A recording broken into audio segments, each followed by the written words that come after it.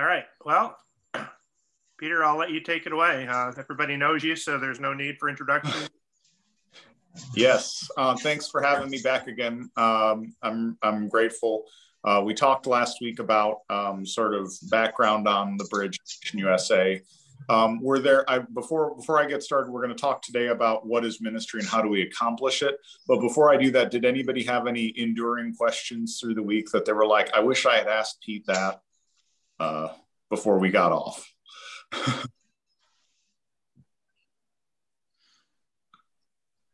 Okay, sweet. Well, if you think of one, I'm here. So the first question here today is, what is ministry? When I say that, and when we do our ministry training for the Bridge, I mean something specific. But I wanted to hear how it catches your ear. What do you think of when you hear that word?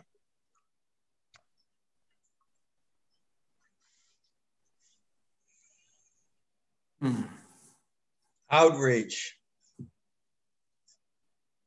Yeah. Serving others. Yeah, hospitality. Hmm.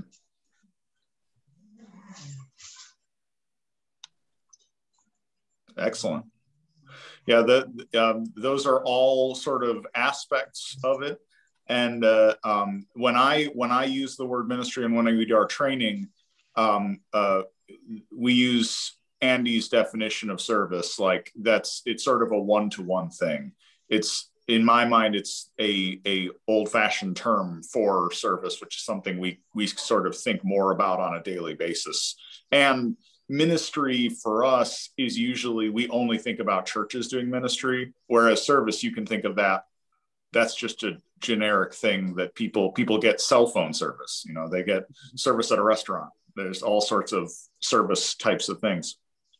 So basically, when we're doing ministry, what that means is that we're serving people. And there's three main ways that we try to do that at the Bridge. And whenever we have a program or whenever we're trying to help a group of people, specifically in the context of the Bridge, we're doing that in three ways. The first is related to what John said, which is outreach. And another fancy word for that, which unfortunately has a negative connotation, but I'm reclaiming it to the positive, is the word evangelism. And all that means is taking good news to people that do not have it.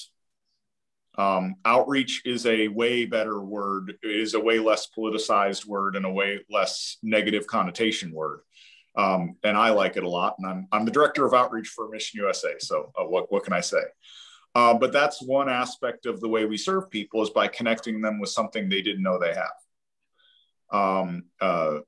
The people at the Bridge don't know that they have access to a loving God because of their past, because of their own mindset, because of people around them. There's tons of reasons. So bringing that outreach to a person that doesn't think they have it, that does, is a huge way that we can serve them. The second way is discipleship. And that's also another fancy word that doesn't get used for anything. Essentially, a disciple, when I was a kid, I didn't know what that meant. I thought a disciple was one of the people that followed Jesus. And the definition of disciple was, there were only disciples that follow Jesus, and that's it. Later in life, I realized that it just meant student, but it's student in sort of a lost art form. Like if you think of a tradesman's apprentice, that's a better way of thinking of disciple. You can go to a chemistry class at college and not really be a disciple of that chemist.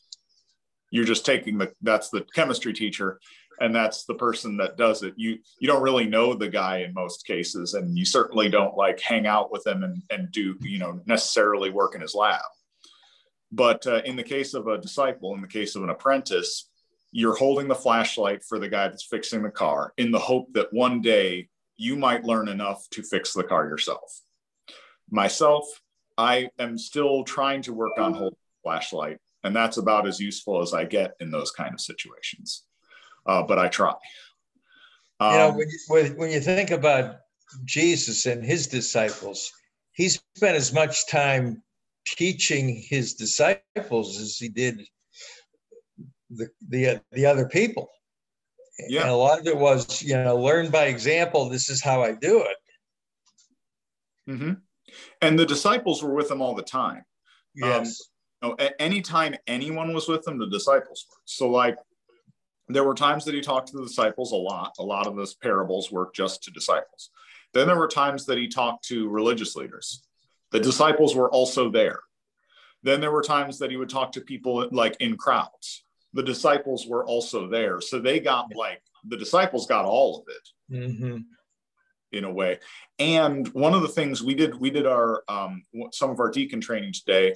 And one of the things they talked about in terms of the idea of keeping a ministry small is that Jesus was able to affect the disciples more because there were fewer and because they were with him all the time. One of the things we talk about in our deacon training is, you guys remember a story where Jesus was in a crowd and a woman was sick and she was bleeding, and she came up to him and she was trying to touch his clothes. Yeah. One of the things we talk about in the training is, do you remember when she touched his clothes? Do you remember what Jesus did? He said something. He felt something. Yeah. Yeah. Yeah, he felt something. And he turned around looking for the person who touched his cloak. Yeah. Right. That's really important to us because he's in this crowd. He's like, think of like a market, a scene with a busy market and everybody's bustling around. Someone touches the cloak. There's probably 1,000 people within voice range of Jesus. Instead of talking to the whole group and saying, I am now going to heal this woman, which he could have done, he just goes to her and talks directly to her. And one of the questions we ask in our training is, why do you think that Jesus talked directly to the woman he was healing and not to the crowd? Because it's a teaching moment for the disciples. Well, and blessed her for her faith. Yeah, he's not trying to show off or anything else. He's just trying to help her. Yes, that's right. This story is not about the crowd. It's about her. Yeah. And when we're serving people, the things that we do aren't about the serving event or the serving program or something. It's about the person being helped all the time. Not to get political, but I think Biden, political. Please do. Biden has that skill.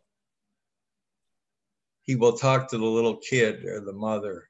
He's a politician, John. Yeah, I know, but he's got something else. I know what you're saying about that, John. And the thing for me is, like, when I think about Jesus and when I think about the way we're trying to do ministry, like, there's a reason that stuff like that endears people. Like, whether it's done as an endearment or whether it's, done honestly, like, doesn't really, like, you are going, like, it's so rare that you'll just be thankful to see someone going through the process. But even as a significant, like a symbol of that, like, imagine if that was every interaction that a person had. When you dealt with somebody that's going through a hard time, every single interaction was about them. Every single interaction was what's going on with you. Like, you can, and not just that, but hearing to the point where you understand where the obstacles in a person's life are, and you are in a position to help those in some way. Discipleship is sort of that, like, a person's on a path and doing the right thing, but there's obstacles. So now we're going to get through them together, just like Jesus and the disciples. They had obstacles and Jesus showed them how to do it. I mean, there was a bunch of stuff, like the disciples weren't sure if they should pay taxes. you guys might remember some of the disciples were like crazy revolutionaries. Like they were in revolutionary political organizations. And they thought, they were like, well, Jesus, you know what Jesus is going to say? He's going to say, you know, take this money and run with, don't pay your taxes, don't do any of that kind of stuff. And they were wrong.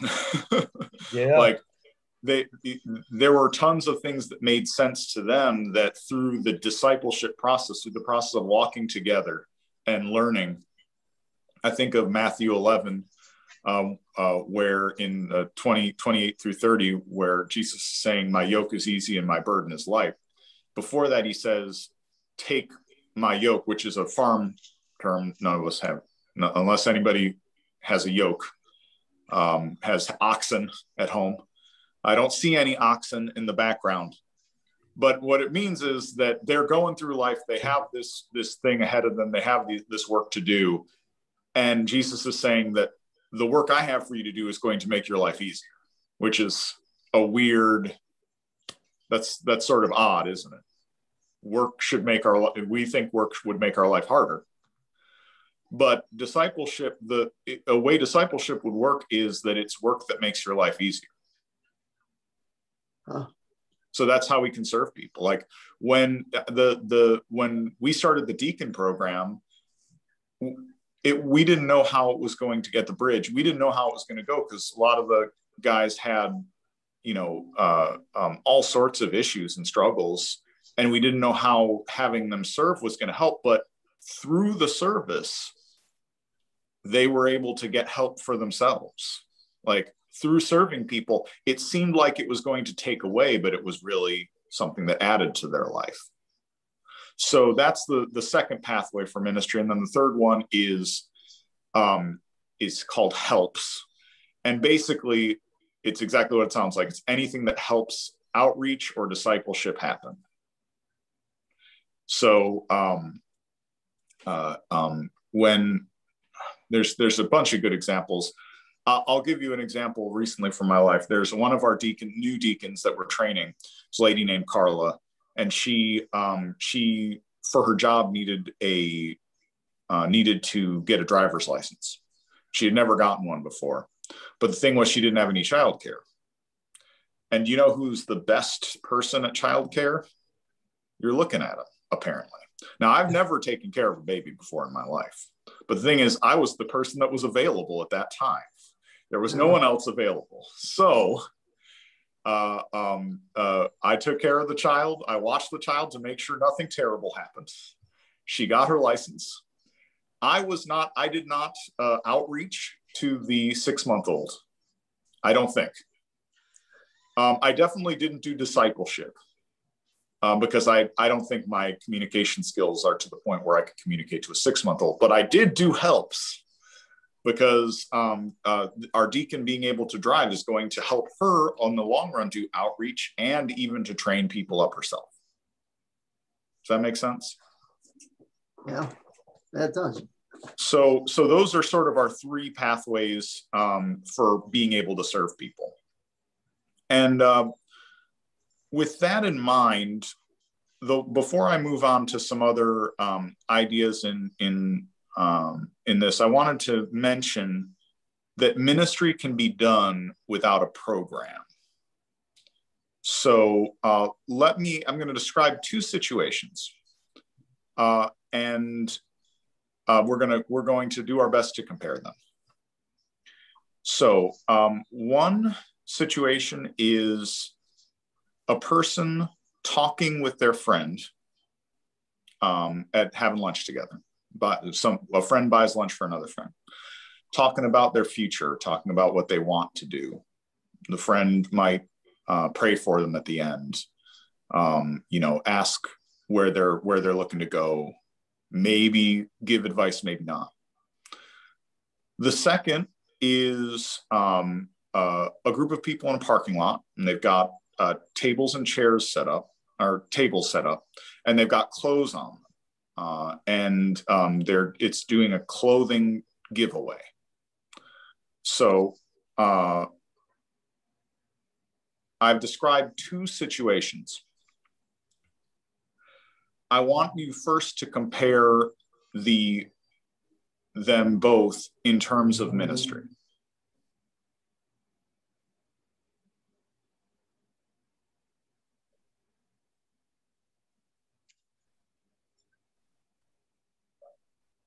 You lost me a little bit, Peter. That's okay. Could you give the two examples again? Sure. The first example is two friends, and they're having lunch together. Yeah. And one friend is talking about they're talking about their futures, and one friend brings up an uncertainty they've got, and the other friend listens to them, maybe doesn't even give them advice, but prays for them at the end, follows up in a couple days or something. The second is we got a parking lot, we got tables set up, we got clothes on the tables. They're giving away clothes, and that's what's going on. So first, we're going to compare the two in terms of ministry. Both were reaching out. Is that once, and one's got long-term aspects to it.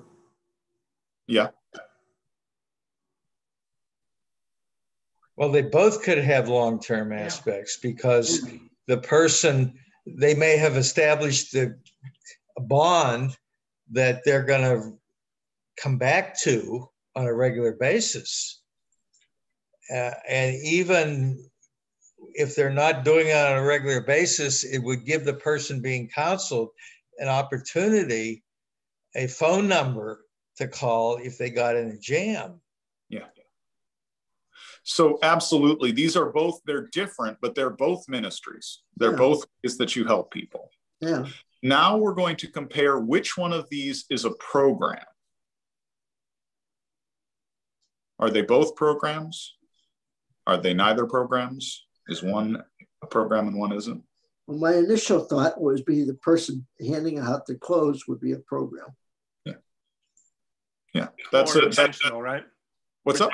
It's more intentional. They've thought about this and done some planning, and they got the tables out there. They collected the clothes. Exactly. You could have a program like our Stephen Ministry program at church that involves the one-on-one interaction. But your example, I think, was more of an impromptu ministry. Yes.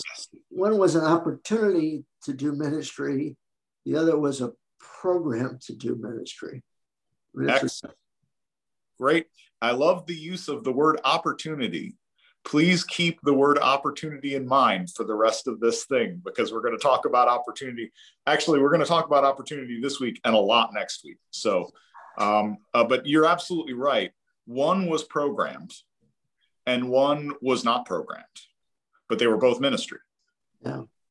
That's why I wanted to bring that up, is because I think sometimes we wait for the program, and I'm the worst at this. I wait for the program to do the ministry. Some of the best ministry gets done outside of the program time. And having eyes to see the opportunity, as Fred said, for that non-program ministry time is like one of the biggest skills you can have to do ministry. So let's see, I want to make sure I'm not.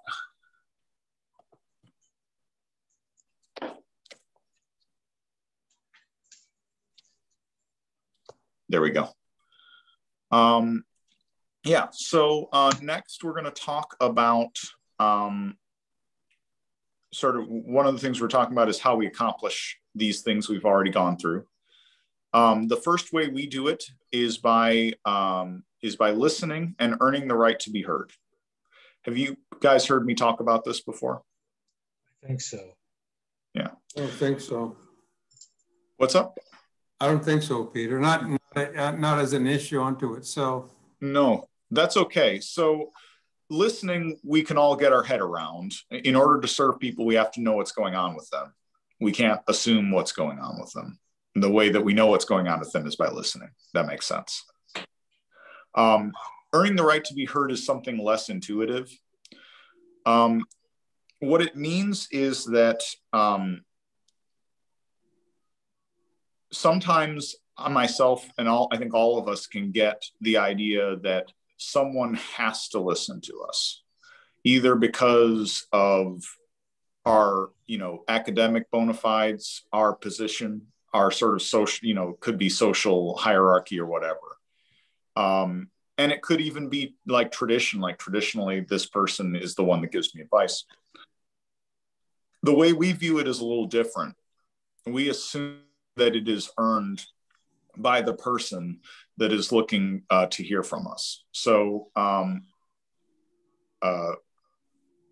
the way we earn the right to be heard with the people at the bridge is by being consistent, by listening, by being compassionate, by being welcoming and greeting and loving. If those things weren't in place, if there's a lot of programs that do not have this stuff in place, people walk in and they're like, these people don't really want me around. They sort of tolerate me, or the program dictates that they have to let me in, but they're not really, about dealing with my struggles and my problems. For that, in that situation, those people won't earn the right to be heard. But there's a way we can earn the right to be heard. And it's essentially what I laid out. This is, we usually take about an hour to just talk about this in the training. But have you ever, the question I have on this is, how do you know when you've earned the right to talk, to talk into someone's life, to give advice? How do you know when you've earned the right to be heard? When they want to listen to you? When they ask to speak to you? Yeah. There's an element of trust also. Yeah. It's funny because I think of management theory, and I think of many different things. And what I think we're kind of talking about is the difference between formal authority and legitimate authority. And basically, the formal authority is, vested upon people through the organization. But the legitimate authority comes from the people that you're either working with or working for, mm-hmm. and are working for you. I guess that's a comparison that I can think of. It's like there's a certain recognition of trust and knowledge. I don't know. What's another word, Bob, besides trust? One of the things, and I've brought this up before, but one of the things we do in our Al-Anon program is that we need to listen to their story. Everybody's got a story, and we honor them and we dignify them by listening to their story. And it's mutual respect by doing that. You definitely communicate respect through listening. Yeah. You bet. You honor that person. Yeah, I'm really glad, Bob, I'm glad you brought up honoring people by listening, because that's going to help us a lot understand this next idea, which is the idea of how we deal with felt needs. I'm going to explain exactly what those are. But let's say you as Bob is saying, let's say someone is telling their story and their story doesn't add up. You ever heard somebody describe something and you hear something that's just doesn't, it's like, well, wait, how did we get here? What that usually means is that there's some blind spot going on in the person that you're talking to. There's sort of A goes to C, and we've forgotten, the person we're talking to has assumed that middle step subconsciously. They're just going straight to it. Imagine if you pointed the blind, if Bob is listening to this person tell their story. They say, I was having a hard time, and then I just lost it. And we didn't get to the trigger. We didn't say what made us lose it. We just said, I was having a hard time, but okay. And then all of a sudden, we're at point C already. What if Bob at that point stopped and said, wait, what was your trigger though? How would that have worked?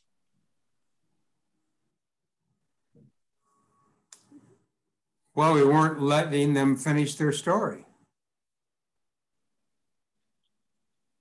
Yeah, so you'd lose a little bit of the right to be heard.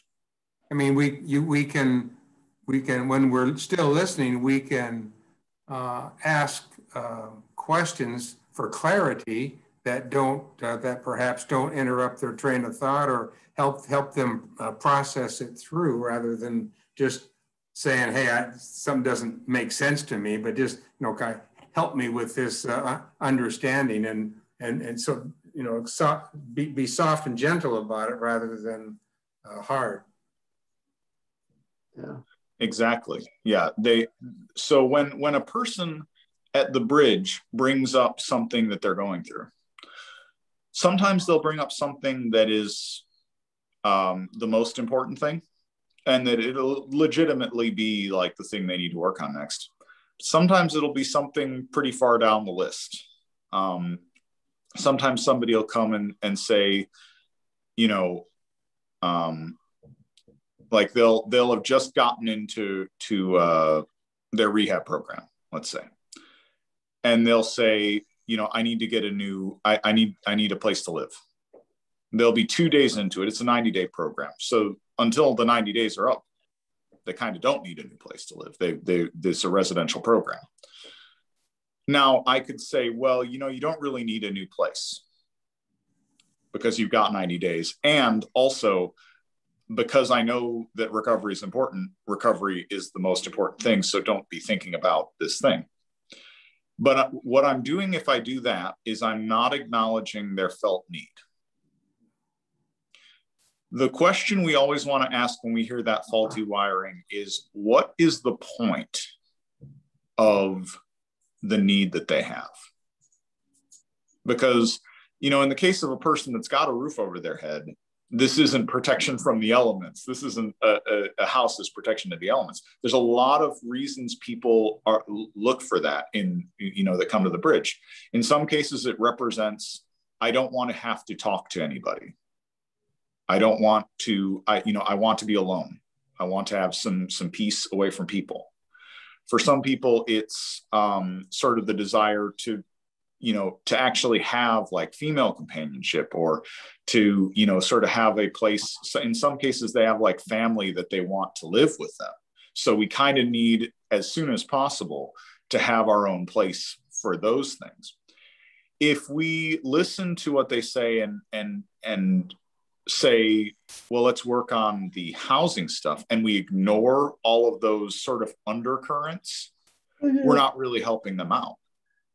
Does that make sense? Yeah. I guess you really need to discern when to listen more and when to speak. I guess asking the question is probably a better way of speaking. Absolutely. Asking for further clarification and affirming what they're doing, but asking for further clarification isn't a threat to them that you're trying to do something different. Yeah. And Bob, I think the comment you made earlier, the phrase "help me understand" is a good way to do it. Yeah. And there's having that as your goal. I think you can even communicate sort of, it's really tricky. I struggle with this myself. Like, really getting, because you also don't want to communicate that the thing that they're thinking is sort of so foreign to you that you couldn't possibly imagine what they mean by it. Yeah. Like, that's very true.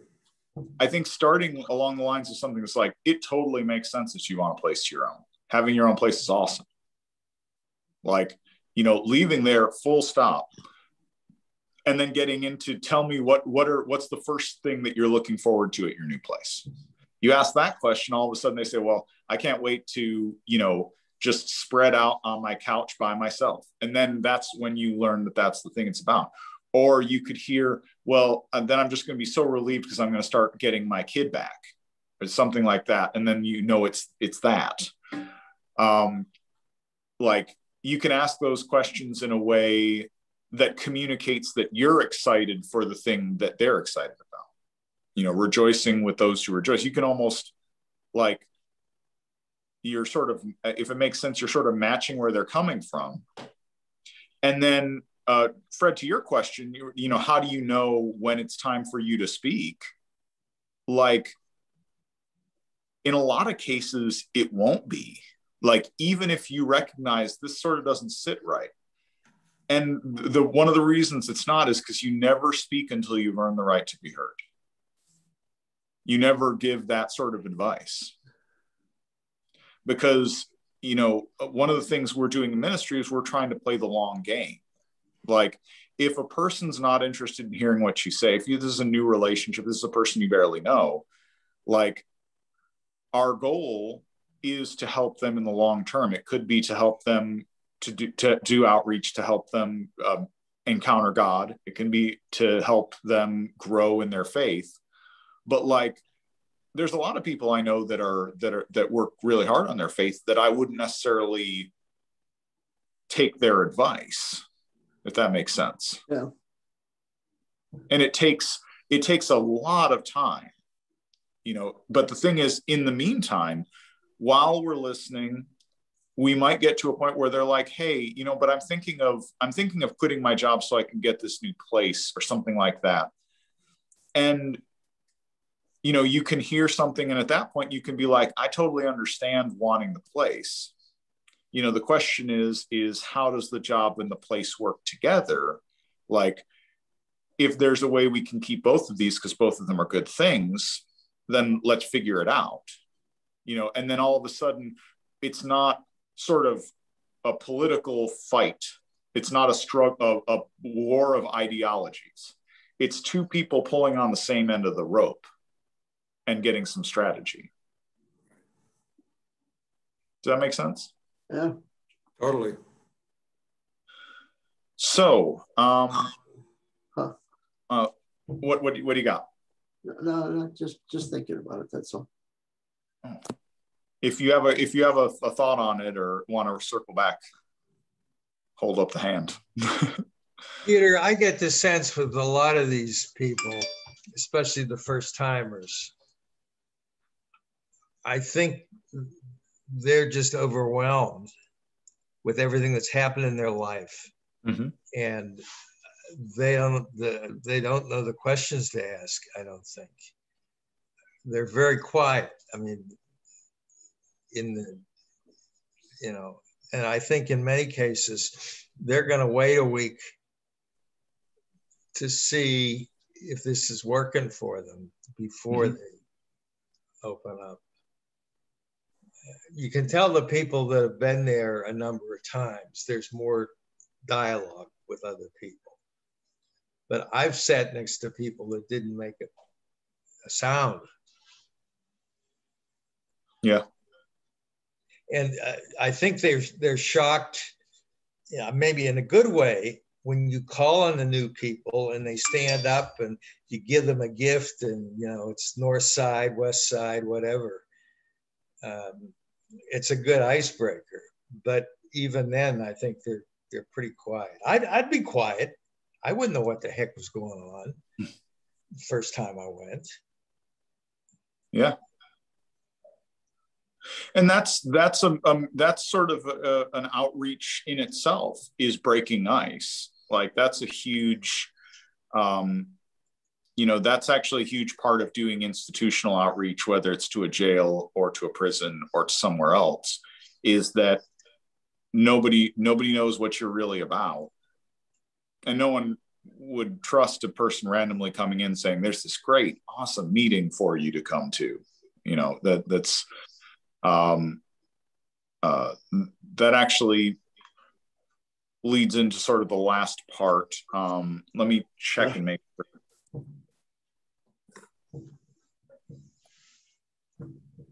Yeah, that sort of leads to our last little bit here. We're talking about building credibility Peter, can I just ask a question here? Go for it. You've been in this program for so many years, and I think I'm accurate, and the predominant people with whom you deal are Black. Is that safe to say? I don't think there's really I mean, we don't have. My question was this: do you get some defensive, some pushback in some of your dialogue with people, or would we, because we're white, and they're figured, I want to talk to a brother, or why are you whitey guys coming down here? I'm just curious if that is an element at all in this process. No. I'm glad you asked, and the answer is no. There has never been any of that for me at all. What I have gotten is totally understandable. What's the word? I've gotten totally understandable, serious demeanor, because, and this is not a race thing. This is a people lying to you thing. Okay. What the people we work with don't want people lying to them. They don't want people playing games. They want people that are actually trying to help and being honest. That's what this is really about. And that's the thing about, about building credibility is, there are ways that people outside of the church will judge people in the church. And for a long time, as John has mentioned, there's political groups that are mad at that think it's not fair and think that they're being persecuted and this and that. And the fact is, anytime someone that I've seen judges from outside the church, it's based on stuff we should be doing. Like, there's people that are misusing money and corrupt. There are people that are judgmental. There are people that are mean-spirited. There are people that are like, all of the racism is a part of it. Like, all of these things, the people in the church get judged for. And we should, the main thing I want us to take away from this in terms of building credibility with building a good reputation with outsiders, I heard that in a book once, is that we should be willing to measure up. That's the main takeaway.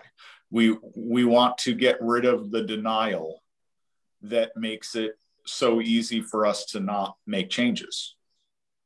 Part of building credibility with a group of people is when you say you want to help people coming out of prison and someone else comes out of prison, what do? All you have to do is what you said you were going to do.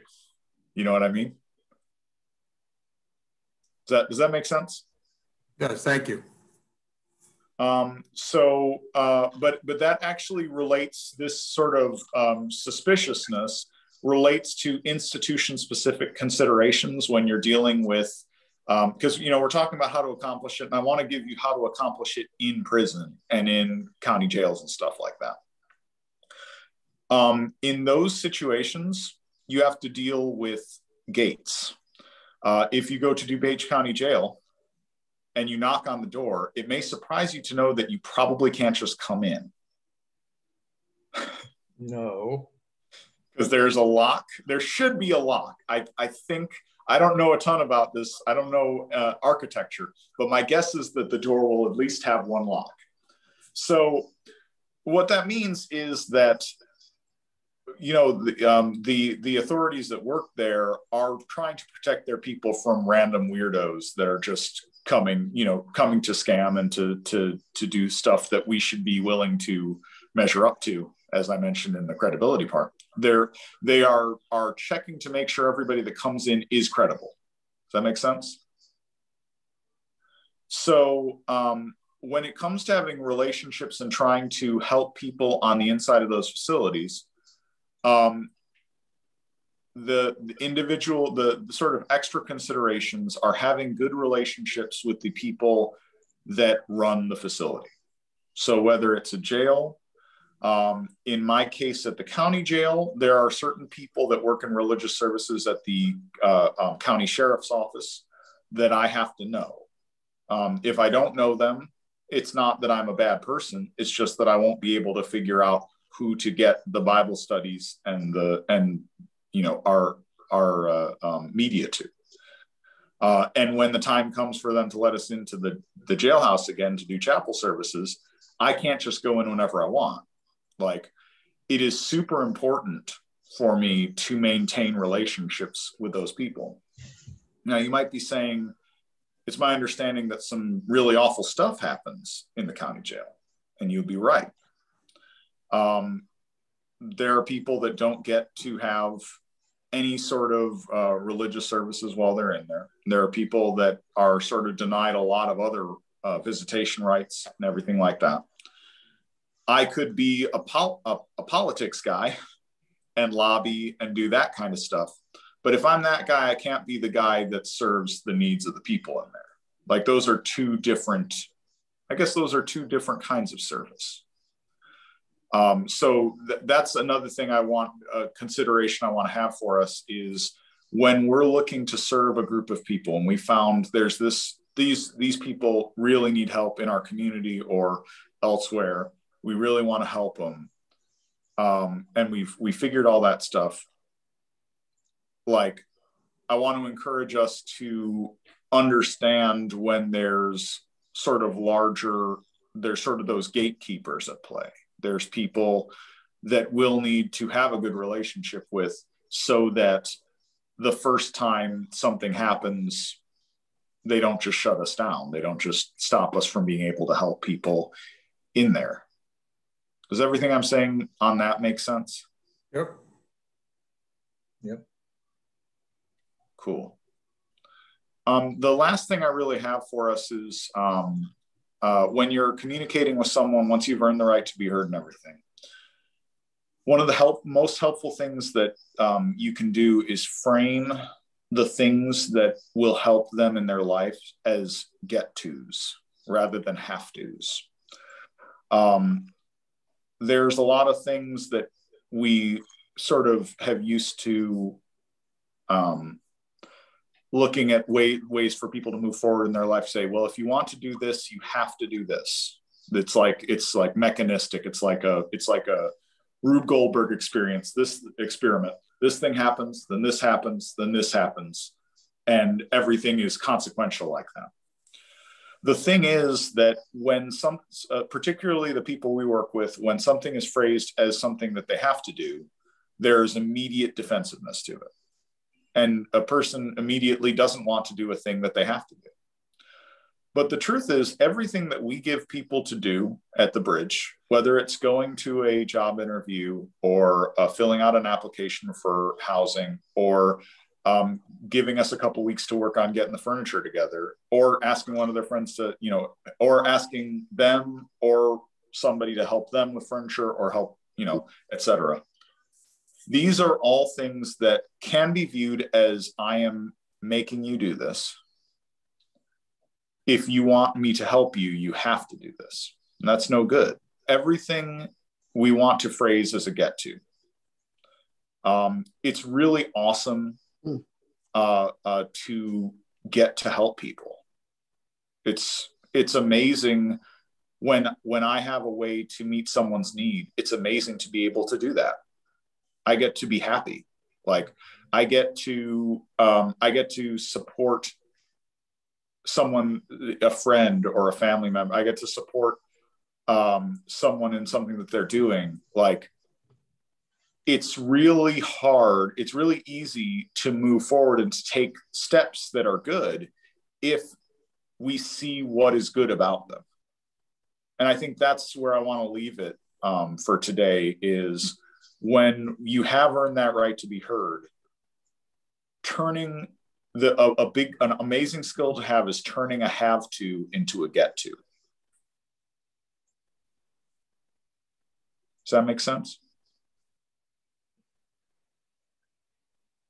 Yeah, I think it's less, I don't know, threatening is probably not the right word, but I would think that, putting up any barriers for them, Peter, to progress, and yet they still got to have some play, some investment in it. But I like that get to, have to.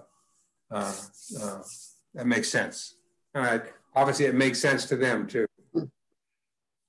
And when it's a get to, the great thing is that our internal desire to move forward in our life kicks in, because it's like, oh man, there's this gift. This thing dropped in my lap. All I have to do is reach out and take it. Some people feel like there's sort of a what do you call it? There's a problem with motivation. I know the most motivated people you don't even know. Like in my work, I'm surrounded by massively motivated people all the time. But there's something demotivating about a have to, is because all of a sudden I'm not doing this because it's what I really want to. I'm doing it because I have to. I didn't have a choice in the matter. Like I don't, I'm not looking forward to it.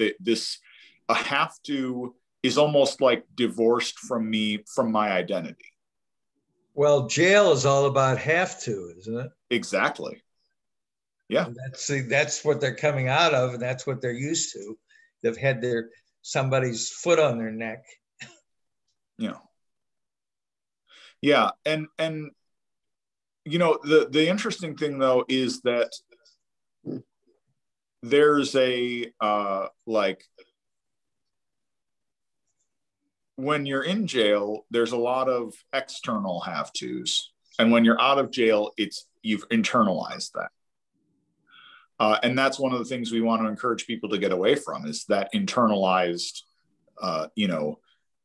this is next, this is what's next. And actually, there's a lot of parole officers that do a great job of framing things in get-tos, because then that's the way to really just, it's a sort of an internal incentive to go after good things in your life.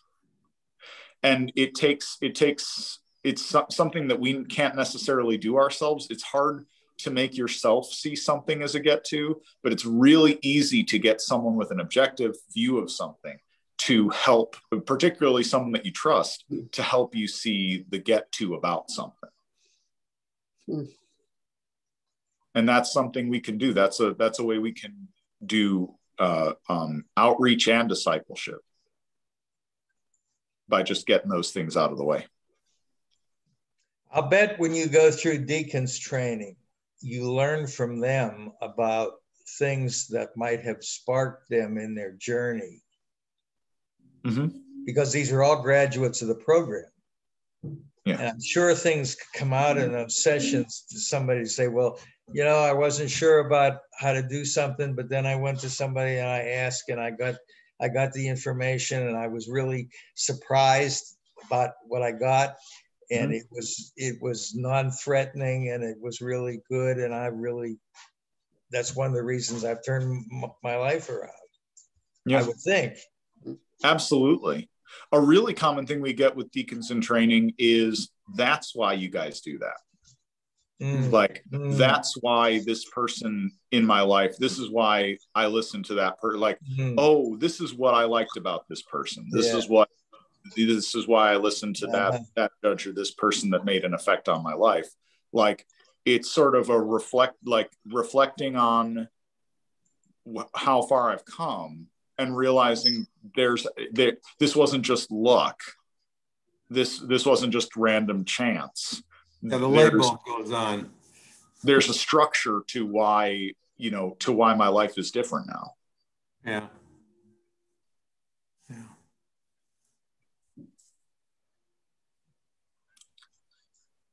Well, that's all I got for this week, guys.